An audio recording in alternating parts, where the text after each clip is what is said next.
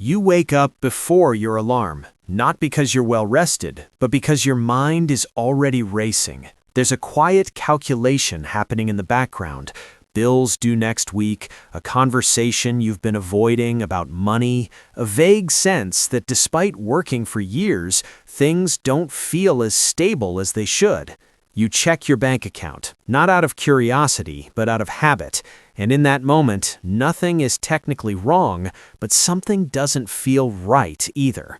It's a strange place to be, earning, surviving, even progressing on paper, yet feeling like you're always one unexpected expense away from slipping backward. You tell yourself it's just a phase, that things will improve with time, but time has been passing for years now, and the improvement hasn't quite matched the effort you've been putting in. At some point, a quiet question starts forming, one that's easy to ignore during busy days, but impossible to escape during quiet nights. If I've been doing what I'm supposed to do, why doesn't it feel like enough? That question is uncomfortable because it challenges a belief most of us were raised with, the idea that if you work hard, stay disciplined, and follow the right path, financial stability will eventually take care of itself. It's a comforting belief, but in today's world, it's also incomplete because the rules have changed.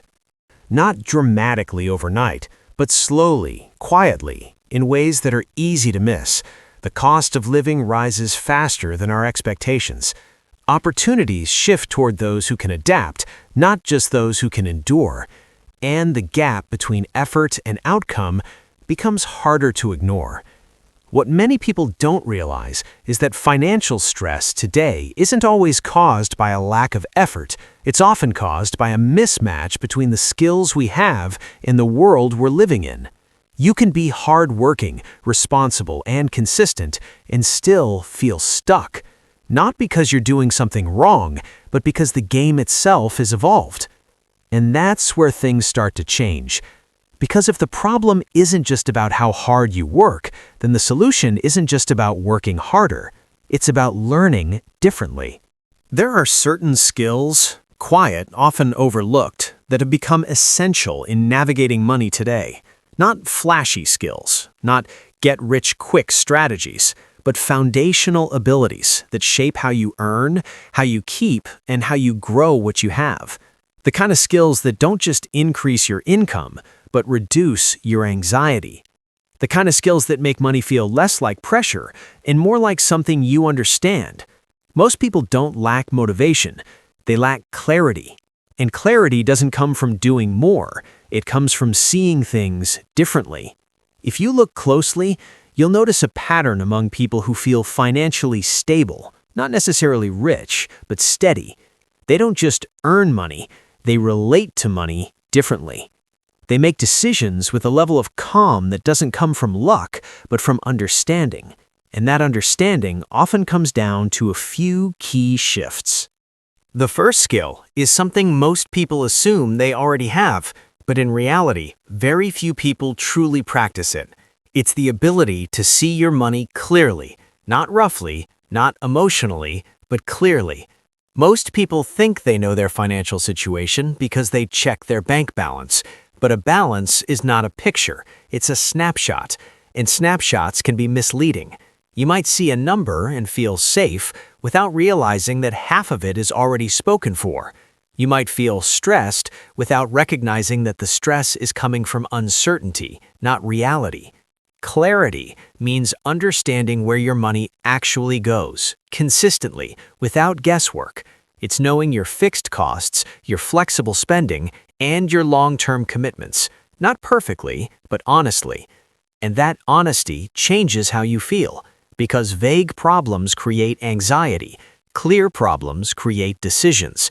When you can see your money clearly, you stop reacting emotionally to every expense. You start making decisions with intention, and that shift alone can reduce a surprising amount of financial stress. The second skill is quieter, but even more powerful.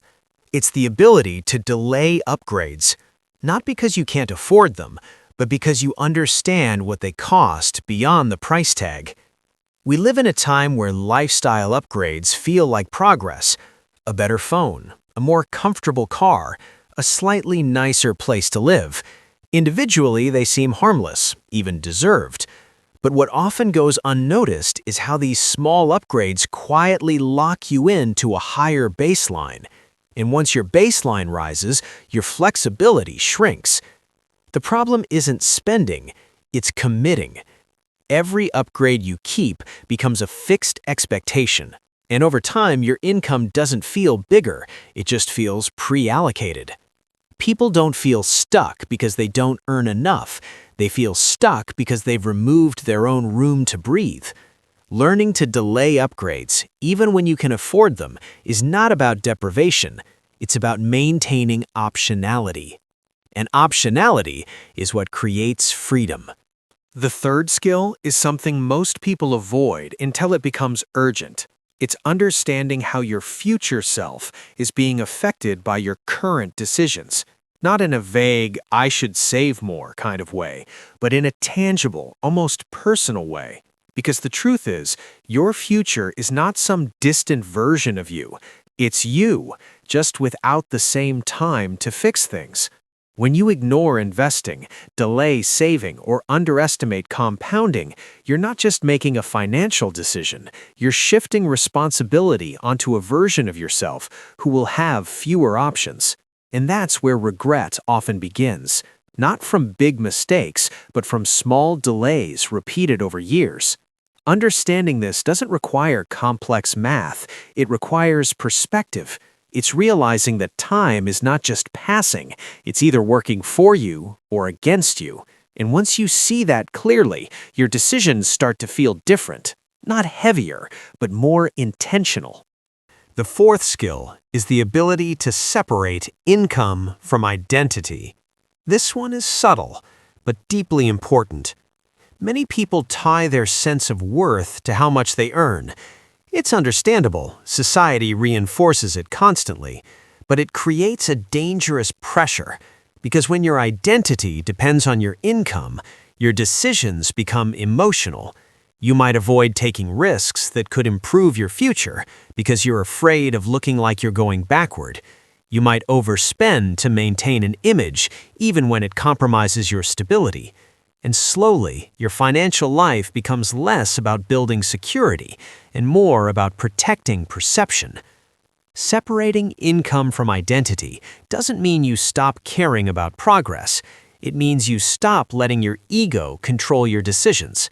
And when that happens, you gain something far more valuable than status. You gain clarity. The fifth skill is perhaps the most underestimated of all. It's the ability to stay consistent without needing immediate results.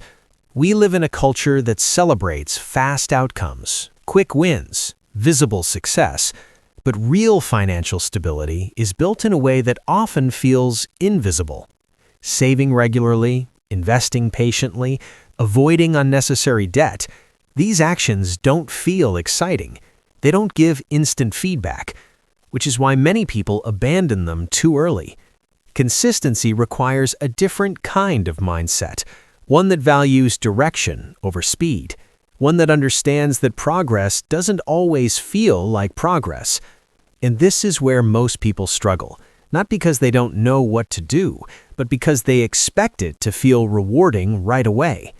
But it doesn't, at least not in the beginning, and that's what makes it powerful. Because the people who can stay consistent through that quiet phase are the ones who eventually experience the compounding effect, not just financially, but emotionally. They feel calmer, more in control, less reactive, not because their situation is perfect, but because they trust their process. When you step back and look at these skills together, something becomes clear. None of them are about chasing more. They're about relating to what you already have in a more intentional way. And that shift changes everything. Because financial stability isn't just about numbers, it's about how you experience those numbers. Two people can earn the same income, have similar expenses, and live completely different financial lives simply because of how they think, decide, and behave. That's the part most people overlook. They focus on increasing income, which is important, but incomplete. Without the right skills, more income often leads to more complexity, more pressure, and sometimes more anxiety. But with the right skills, even modest income can feel stable, manageable, and gradually improving. And that's what most people are actually looking for. Not just wealth, but peace of mind. So where do you start? Not with a drastic overhaul, not with a rigid plan that you'll abandon in 2 weeks. You start by paying attention. You look at your current situation, not critically, but honestly. You notice where your money goes, how your decisions are made, and what patterns keep repeating. You begin to question small things. Do I really need this upgrade? What am I committing myself to? Is this decision helping my future or just comforting my present? And slowly, without forcing it, your awareness increases. Then you make small adjustments. You track a little more closely. You delay a purchase that you would normally justify. You set aside a portion of your income, not perfectly, but consistently. You don't try to fix everything at once. You focus on direction, not perfection. And over time, something shifts. Not dramatically, not instantly, but noticeably. Your stress becomes more manageable. Your decisions feel less reactive. Your confidence grows, not from external validation, but from internal understanding. And one day, you check your bank account again, not out of anxiety, but out of awareness. And this time, the number still matters, but it doesn't control how you feel, because now you understand it. And that understanding is what creates real stability. Not luck, not timing, but the quiet, consistent application of skills that most people overlook.